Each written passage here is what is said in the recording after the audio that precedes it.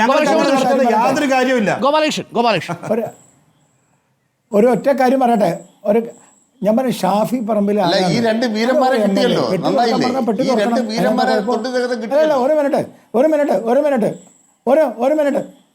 ഒരു മിനിറ്റ് അപ്പം ഞാനൊന്ന് പറഞ്ഞോട്ടെ.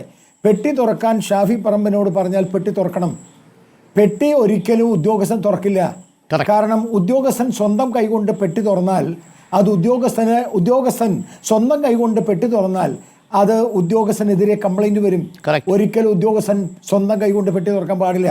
കാരണം സ്വന്തം കൈകൊണ്ട് പെട്ടി തുറന്നാൽ നാളെ ഇവർ പറയുക ആ സാധനം ഇവർ തന്നെ കയറ്റി വെച്ചു എന്ന്. അതുകൊണ്ട് പെട്ടി തുറക്കാൻ പറഞ്ഞാൽ ഷാഫി പറമ്പിലല്ല, ആരായാലും തുറക്കണം. അതെടുത്ത് വെളിയിൽ വെച്ചിട്ട് നിങ്ങൾ തുറന്നോളാൻ പറഞ്ഞാൽ അവർ തുറക്കില്ല. അതാണ് പ്രശ്നം. ഇവര് പെട്ടി തുറക്കാൻ ഞങ്ങൾ പെട്ടി തുറക്കാൻ പറഞ്ഞാൽ ഞങ്ങൾ തുറക്കുമല്ലോ. ഇയാളാര് ഷാഫി പറമ്പിൽ ഇപ്പോൾ തുറക്കാതിരിക്കാൻ? തെരഞ്ഞെടുപ്പ് കമ്മീഷന് വേണ്ടി സംസാരിക്കുന്ന ആളുകൾ പെട്ടി തുറക്കാൻ പറഞ്ഞാൽ പെട്ടി തുറക്കണമെന്നേ. എന്താ തുറക്കാതെ പോയത്? നിങ്ങൾ എടുത്ത് താഴെ നിങ്ങൾ തുറന്നോളാൻ പറഞ്ഞാൽ ഉദ്യോഗസ്ഥൻ പെട്ടി തുറക്കില്ല, തുറക്കാൻ പാടില്ല. എന്തേ? ഇത് MLA ക്ക് അറിയില്ലേ?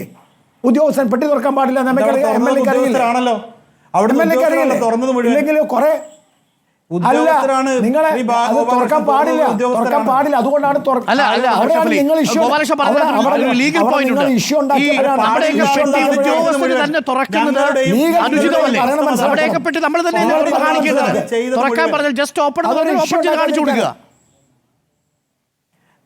നിങ്ങൾ ഓപ്പൺ ചെയ്യണം. നിങ്ങൾ വാഹനത്തിനകത്തേക്കും ടോർച്ചടിച്ച് നോക്കുന്നത് ആ സ്വകാര്യതയിലേക്കുള്ള കടന്നുകയറ്റമല്ലേ?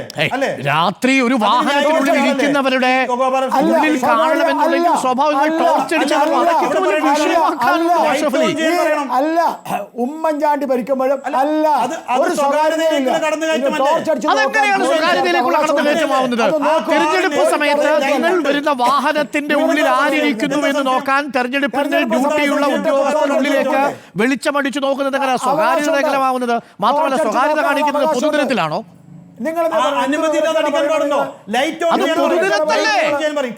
പൊതുനിരത്തല്ലേ? നോക്കൂ, പാലക്കാട് എന്താണ്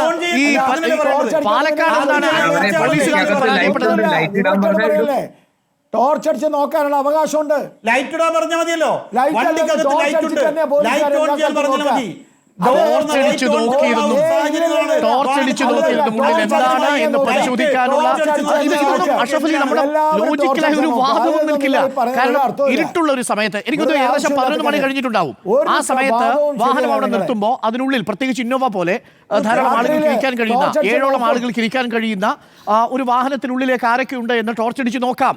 ആ ടോർച്ചടിച്ച് നോക്കുന്നതിനൊന്നും ഒരു തെറ്റില്ല. ഇതൊക്കെ ഈ തെരഞ്ഞെടുപ്പ് കമ്മീഷനിൽ ഉദ്യോഗസ്ഥരല്ല. ഇപ്പൊ സർക്കാരിന്റെ ഏതെങ്കിലും പോലീസുകാരാണെങ്കിൽ നമുക്ക് പറയാം മനഃപൂർവ്വം അവഹേളിക്കുകയാണ്. ഇതവിടെ BSF ഒന്നും ചെയ്യാൻ സാധിക്കുമോ? ആ ഉദ്യോഗസ്ഥരാണ് വനിതാ പോലീസുകാരല്ലാതെ സ്ത്രീകൾ കിടക്കുന്ന റൂമിലേക്ക് അത് മറ്റൊരു വിഷയം. അത് പാലക്കാട് ആ വിഷയത്തിലൊന്നും നമ്മൾ അനുകൂലിക്കുന്നില്ല. ഈ പറഞ്ഞതുപോലെ വനിതാ ഉദ്യോഗസ്ഥരെ തെരഞ്ഞെടുപ്പ് ഉദ്യോഗസ്ഥരുടെ സാന്നിധ്യമില്ലാതെ പോയി പരിശോധിക്കാൻ പോലീസുകാർ അത് യൂണിഫോമിൽ പോലും അല്ലാതെ പോയതൊക്കെയാണ് പാലക്കാട് ചർച്ചാ വിഷയം. അത് ഞാൻ TPSF പറഞ്ഞുകൊണ്ട് പൂർണ്ണമായി യോജിക്കുന്നു. ഇനി ഒരു കാര്യം കൂടി, നമുക്ക് രാഹുൽ മാങ്കൂട്ടത്തിന്റെ സ്റ്റേറ്റ്മെന്റ് ഒന്ന് കേട്ടിട്ട് വരാം. നേരത്തെ നമ്മൾ പറഞ്ഞ കാര്യം ഒന്ന് രാഹുൽ മാങ്കൂട്ടത്തിൽ പറഞ്ഞതുകൂടി ഒന്ന് കേട്ടിട്ട് വരാം. MLA MP ആയതല്ല, അതൊക്കെ കണ്ടിട്ട് തന്നെയാ വരുന്നത് കേട്ടോ. മോനാപ്പേട്ടി ഉള്ളു തുറന്നില്ല. അരുൺ ഞാൻ ഇറങ്ങുന്നു. MPമാരുടെ വണ്ടി മാത്രം റാൻഡം ആയിട്ടിരിക്കില്ല. MPമാരുടെ വണ്ടി ചെയ്തോട്ടെ, UDFന്റെ മാത്രം. എന്നിട്ട് ഇയാളെ കണ്ടിട്ട് നീ പെട്ടി തുറക്കാൻ പറ്റില്ല. പെട്ടി തുറക്കാൻ പറഞ്ഞില്ലേ? ഡിക്കി പെട്ടി തുറക്കാൻ പറഞ്ഞില്ലേ? മനസ്സിലായില്ല എന്നുള്ള അഭ്യാസം എടുക്കല്ലേ? എല്ലാം കൂടെ വേണ്ട. വേഷം കെട്ടോ, രണ്ടും കൂടെ വേണ്ട. വേഷം കെട്ടോ പണി എടുക്കണമെങ്കിൽ അതങ്ങനെ CPMന്റെ പണി ചെയ്യുമ്പോൾ അത് ചെയ്താൽ പിന്നെ ഞങ്ങൾ ഉണ്ടാക്കാനും കൂടെ വരണ്ട. ഞങ്ങളങ്ങനെ സൂചിപ്പിക്കാൻ വരണ്ട. അത് നിന്റെ കൈ വെച്ചിരുന്നാൽ മതി. അങ്ങനെ സൂചിക്കുന്ന ആളുകളും അല്ല കേട്ടോ. നിന്റെ സർവീസിനുള്ള പാരിതോഷികം തരാം, അത് തരാം കേട്ടോ. സർവീസിനുള്ള പാരിതോഷികം തരാം, ഞാൻ തരാം. അല്ല, ഞാൻ പറഞ്ഞല്ലോ അവിടെയുള്ള ആ ഒരു സാഹചര്യം, അപ്പോഴത്തെ ആ ഒരു സിറ്റുവേഷൻ അനുസരിച്ച് രാഹുൽ ആ പറഞ്ഞതൊന്നും ഒരു അധികമല്ല എന്ന് തന്നെയാണ് ഞങ്ങളുടെ അഭിപ്രായം. അതൊന്നും അധികമല്ല. പിന്നെ എന്താണ് കാണുന്നതിനെ കുറിച്ചും രീതിയാണോ? അല്ല, UDF രീതി യൂത്ത് ലീഗ് അംഗീകരിക്കുന്ന അല്ലെങ്കിൽ മുസ്ലിം ലീഗ് അംഗീകരിക്കുന്ന രീതിയാണോ? തെരഞ്ഞെടുപ്പ് ഉദ്യോഗസ്ഥർ അവരുടെ ജോലി ചെയ്യുന്ന സമയത്ത് എന്ത് സാഹചര്യത്തിലാണെങ്കിലും സർവീസ് പാരിതോഷികം ഈ പറയുന്ന MLA ആയിരിക്കുന്ന ഒരാൾ തരാമെന്ന് പറയുന്നതിന് അംഗീകരിക്കുന്നുണ്ടോ നിങ്ങൾ?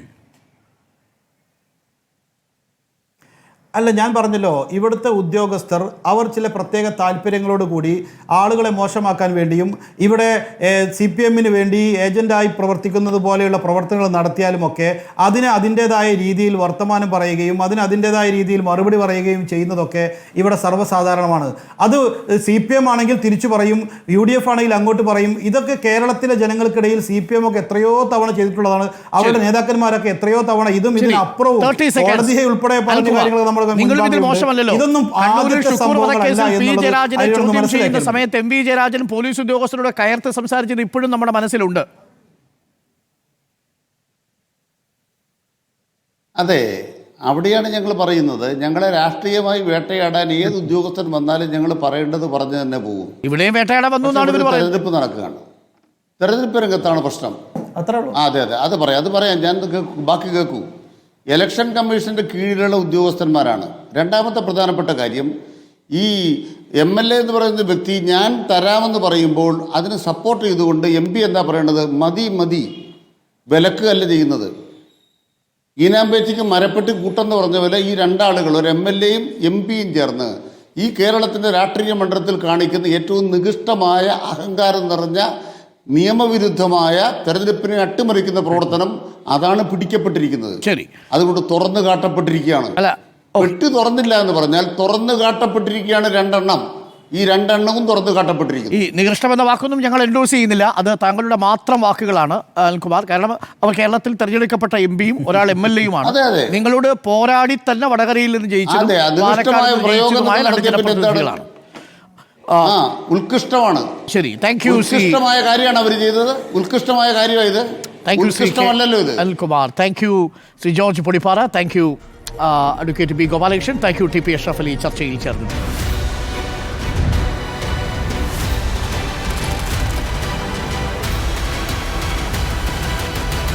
Debate with Dr. Arun Kumar.